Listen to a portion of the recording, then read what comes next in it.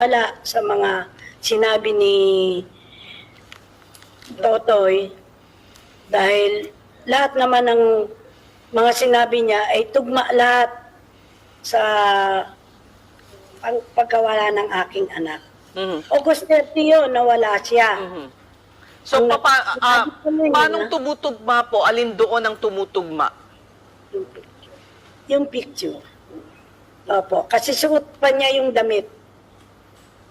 Nung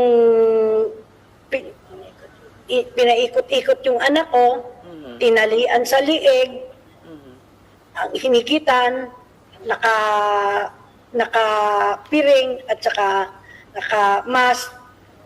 At nung hindi na umihinga, binaril na nila. Tapos,